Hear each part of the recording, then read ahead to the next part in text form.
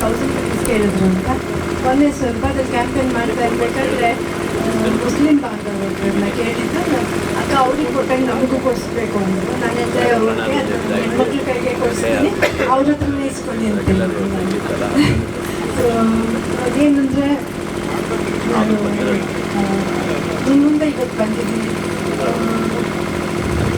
ಬಂದು ನಾನು ನಮ್ಮ ತಂದೆಯವ್ರ ಬಗ್ಗೆ ಸ್ವಲ್ಪ ಮಾತಾಡೋಕ್ಕೂ ಇಷ್ಟಪಡ್ತೀನಿ ಫಸ್ಟ್. ಯಾಕಂದರೆ ಅವ್ರು ಮಾಡಿದಷ್ಟು ಕೆಲಸನ ಯಾರು ಮಾಡಿರೋಕ್ಕೂ ಸಾಧ್ಯ ಇಲ್ಲ.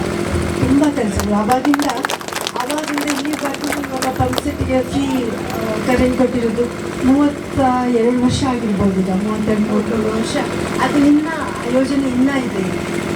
ಅದೇ ಥರ ಗ್ರಾಮೀಣ ಕೃಪಾಂಕ ನಮ್ಮ ಮಕ್ಕಳಿಗೆ, ಇಲ್ಲಿ ಹಳ್ಳಿ ಮಕ್ಕಳಿಗೆ, ನಮ್ಮ ಪೇಟೆ ಮಕ್ಕಳಷ್ಟು ಸೌಲಭ್ಯ ಸಿಕ್ಕಲ್ಲ ಓದೋಕ್ಕೆ. ನಾವಂದರೆ ಗೈಡು, ಟ್ಯೂಷನ್ನು, ಆ ಕ್ಲಾಸ್ ಈ ಕ್ಲಾಸ್ ಅಂತ ಎಲ್ಲ ಕಲಿಸ್ಬೇಕು. ಬಟ್ ಇಲ್ಲಿರೋ ಮಕ್ಕಳಿಗೆ ಅದು ಅವಾಗ ಆಗ್ತಿರ್ಲಿಲ್ಲ. ಸೊ ಅವಾಗ ಗ್ರಾಮೀಣ ಕೃಪಾಂಕದಲ್ಲಿ ಅವರಿಗೆ ಎಕ್ಸ್ಟ್ರಾ ಮಾರ್ಕ್ಸ್ ಇರುತ್ತೆ. ಅದರಲ್ಲಿ ತುಂಬ ಜನರನ್ನ ನಾವು ಇವಾಗ ಎಲ್ಲ ಕಡೆ ಎಲ್ಲಿ ಹೋಗಿರ್ತೀವಿ ಅಥವಾ ಏನಕ್ಕೆ ಹೋದಾಗ ಅಲ್ಲಿ ಹೇಳ್ತಾರೆ, ನೀವು ತಂದೆ ಕೊಟ್ಟಿದ್ದರಿಂದ ನಾವು ಕೆಲಸದಲ್ಲಿ ಇದ್ವಮ್ಮ ಅಂತ ಹೇಳ್ತಾರೆ. ತುಂಬ ಸಂತೋಷ ಆಗುತ್ತೆ.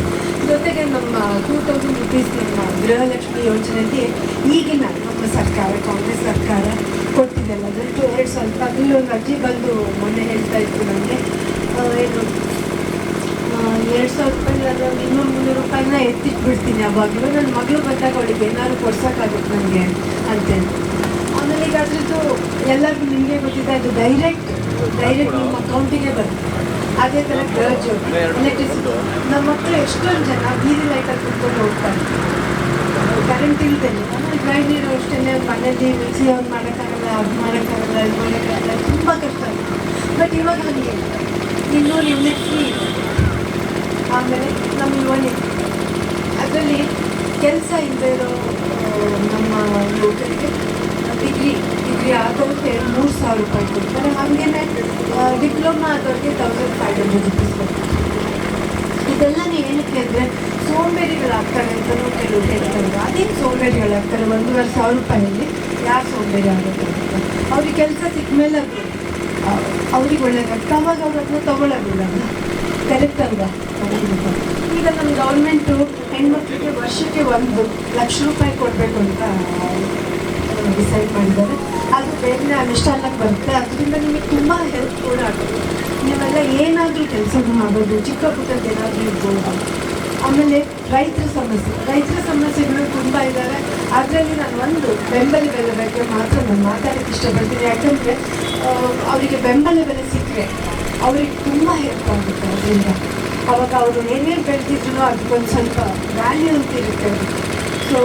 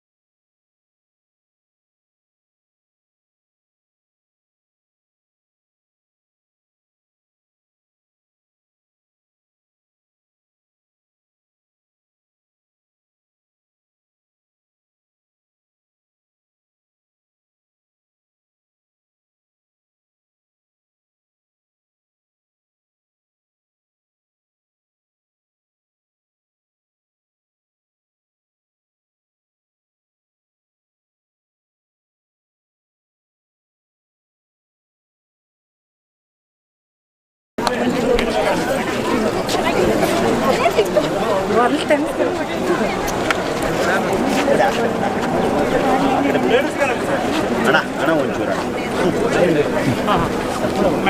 ಪುಣ್ಯದಲ್ಲಿ ಸರ್ಕಲ್ ಮಾಡಿದ್ದೀವಿ ಸರ್ಕಲ್ ದಾರಿ ಬಿಡ್ರಿ ದಾರಿ ಬಿಡ್ರಿ ಹಾಗೇನ ಅವರು ಅವರಿಗೆ ಇದು ಮಾಡಿ ಬರೀ ಸರ್ ಮೇಡಮ್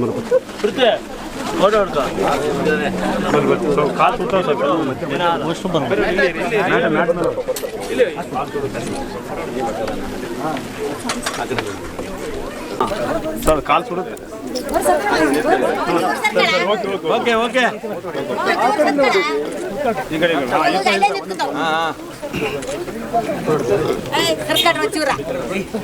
ಇರಕ್ಕಾಗಲ್ಲ ಸುಡ್ತದೆ ಓಕೆ ಬೇಗ ಬೇಗ ಹೊಡ್ಕೊಂಡು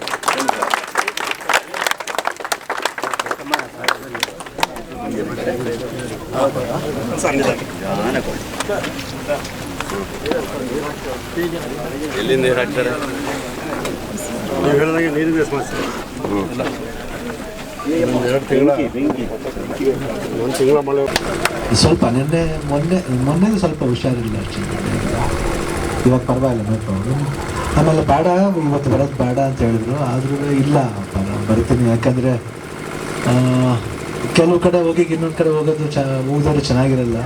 ಯಾಕಂದ್ರೆ ನಾವು ನೋಡ್ಬೇಕಂತ ಇಷ್ಟಪಡ್ತೀವಿ ಜನಗಳನ್ನ. ಯಾಕಂದರೆ ಏನೇ ಹೆಲ್ತ್ ಇಶ್ಯೂ ಇದ್ರೂ ಅದು ನಮ್ಮೊಳಗಡೆ ಇರಬೇಕು ಅಷ್ಟೇ, ಧೈರ್ಯ ಒಳಗಡೆ ನುಗ್ಗಬೇಕು. ಅದೇ ನನ್ನ ಎನರ್ಜಿ ಅಷ್ಟೇ. ಇವತ್ತು ಇಷ್ಟು ಮಟ್ಟಿಗೆಲ್ಲ ಇದ್ದೀನಿ ಅಂದರೆ ನಿಮ್ಗಳ ಆಶೀರ್ವಾದ, ನಿಮ್ಗಳ ಒಂದು ಸಹಕಾರ ಅಷ್ಟೇ ನಾನು ಎಷ್ಟು ಮಟ್ಟಿಗೆ ಬರ್ತಿರೋದು. ಆ್ಯಂಡ್ ಇವತ್ತು ಲಾಸ್ಟ್ ಟೈಮ್ ಅದು ಒಂದು 10 ವರ್ಷ ಬ್ಯಾಕ್ ಗೀತ ನಿಂತಿದ್ರು, ತಿರ್ಗಾ ಇವಾಗ ಇನ್ನೊಂದು ಸಲ ನಿಲ್ತಾ ಇದ್ದಾರೆ. ಆ ಸತಿ ಸೋತರು, ಪರವಾಗಿಲ್ಲ.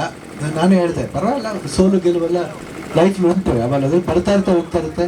ನಮ್ಮ ಸಿನಿಮಾದಲ್ಲಿ ಹೆಂಗೋ ಅದೇ ಥರನೇ ಎಲ್ಲದಕ್ಕೆ ಒಂದು ಸೋಲು ಗೆಲುವು ಅನ್ನೋದು ಇರುತ್ತೆ. ಮಕ್ಕಳ ಭವಿಷ್ಯದಲ್ಲೂ ಅಷ್ಟೇ, ಎಲ್ಲರ ಭವಿಷ್ಯದಲ್ಲೂ ಅಷ್ಟೇ ಸೋಲು ಗೆಲುವಿರುತ್ತೆ.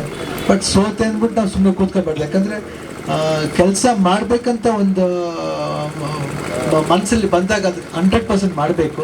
ಸ್ವಲ್ಪ ಲೇಟಾಗಿ ಬರ್ಬೋದು, ಅದು ಲೇಟೆಸ್ಟಾಗಿ ಬರುತ್ತೆ ಅಂತ ನಂಬಿದ್ದೀನಿ. ಈ ಸತಿ 2024 ಸ್ವಲ್ಪ ಚೆನ್ನಾಗಿ ಆಗುತ್ತೆ ಅನ್ನೋ ಒಂದು ಭರವಸೆಯಿಂದ ಬಂದಿದ್ದೀವಿ.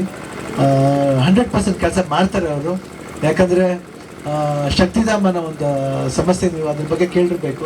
ನಮ್ಮ ತಾಯಿ ತಂದೆ ಓಪನ್ ಮಾಡಿದ್ದು 24 ವರ್ಷ ಆಯ್ತು. ಇವಾಗ ಅವ್ರು ಗೀತಾರೆ ನೋಡ್ಕೊತಾ ಇರೋದು. ಅಲ್ಲಿ ಬರೀ ಹೆಣ್ಮಕ್ಳೇ ಓದ್ತಾ ಇದ್ದಾರೆ. 200 ಜನ ಹೆಣ್ಮಕ್ಳು ಸ್ಕೂಲು ಕಾಲೇಜ್ ಎಲ್ಲ ಓದ್ತಾ ಇದ್ದಾರೆ. ಅವ್ರಿಗೆಲ್ಲ ಸೌಕರ್ಯನೂ ಮಾಡಬೇಕು. ಎಕ್ಸ್ಪೆಷಲಿ ಯಂಗ್ಸ್ರಿಗೆ ಒಂದು ಒಳ್ಳೆ ಒಂದು ಏನಂತೀವಿ ಒಂದು ಧೈರ್ಯ ತುಂಬಬೇಕು. ಅವರು ಜೀವನದಲ್ಲಿ ಎಲ್ಲ ನೋಡ್ಬೇಕನ್ನೋ ಒಂದು ಆಸೆ, ಒಂದು ಭರವಸೆ ಇಟ್ಕೊಂಡಿದ್ದಾರೆ. ಒಳ್ಳೊಳ್ಳೆ ಪ್ಲ್ಯಾನ್ಸ್ ಎಲ್ಲ ಇಟ್ಕೊಂಡಿದ್ದಾರೆ. ನೀವು 100% ಅವ್ರನ್ನ ಗೆಲ್ಲಿಸಿದ್ರೆ ಅವರು 100% ಕೆಲಸ ಮಾಡ್ತಾರೆ ಅಂತ ಭರವಸೆ ನಾನು ಕೊಡ್ತೀನಿ. ನಾನು ಸರ್ಕಾರದ ವಿಷಯ ಮಾತಾಡೋದು, ಯಾಕಂದ್ರೆ ಅವರು ಹೇಳ್ತಾರೆ ಥರ ಅವ್ರು 5 ಇದು ಕೊಟ್ಟರು ಅಂತ, 5 ಗ್ಯಾರಂಟಿ ಕೊಟ್ಟರು ಅಂತ. ನಾ ಗೀತೆ ನನ್ನ ಗ್ಯಾರಂಟಿ ಕೊಡ್ತೀನಿ. ಸೊ ಆ ಗ್ಯಾರಂಟಿ ಓಟ್ ಹಾಕ್ಬೋದು. ಸೊ ಯಾವತ್ತು ಬೇಕಾದ್ರೆ ಕೇಳ್ಬೋದು, ಯಾಕೆ ಮಾಡಿಲ್ಲ ಅಂತ ನನಗೆ ಪ್ರಶ್ನೆ ಮಾಡ್ಬೋದು. 100% ನಾನು ಗ್ಯಾರಂಟಿ ನಿಂತ್ಕೋತೀನಿ ಅವ್ರ ಹತ್ರ. ಇಷ್ಟು ಹೇಳ್ತಾ ಪದೇ ಪದೇ ಬರ್ತಾ ಇರ್ತೀವಿ. ಯಾಕಂದರೆ ಒಂದ್ಸತಿ ವಿನ್ ಮಾಡಿದ್ರೆ 100% ವಿನ್ ಮಾಡ್ತಾರೆ. ಈ ಸಲ ನನಗೇನೋ ಒಂದು ನಂಬಿಕೆ ಇದೆ, ವಿನ್ ಮಾಡ್ತಾರೆ. ಅವಾಗ ಬರ್ತಾ ಇರ್ತೀವಿ ಊರಿಗೆ. ಯಾಕಂದರೆ ನಾವು ಗೀತಾ ಹೇಳ್ದಂಗೆ ನಾವು ಎಲ್ಲ ಟೈಮ್ನಲ್ಲೂ ಇವಾಗ ಏನಾಗೋಯ್ತು, ಸೋಷಿಯಲ್ ಮೀಡಿಯಾ ತುಂಬ ಕ್ರೇಜ್ ಆಗೋಯ್ತು. ಎಲ್ಲ ಕಡೆ ಓದ್ ಜಾಗದಲ್ಲಿ ವಿಡಿಯೋ ತಗೊಂಡು ನಾವು ಬಂದಿದ್ದೀವಿ ಅಂತ ಅದು ಬೇಕಾಗಿಲ್ಲ. ಮನುಷ್ಯರಿಗೆ ಗೊತ್ತಾದ್ರೆ ಸಾಕು, ನಾವು ಬಂದಿದ್ದೀವಿ ಅಂತ ನಿಮ್ಗೆ ಗೊತ್ತಾದ್ರೆ ಸಾಕು, ನಮಗೆ ಗೊತ್ತಾದ್ರೆ ಸಾಕು ನಾವು ನಿಮ್ಗೆ ನೋಡಿದ್ದೀವಿ ಅಂತ. ಇಷ್ಟು ಹೇಳ್ತಾ ನಾನು ಮಾತು ಮುಗಿಸ್ತೀನಿ. ಜೈ ಹಿಂದ್, ಜೈ ಕರ್ನಾಟಕ.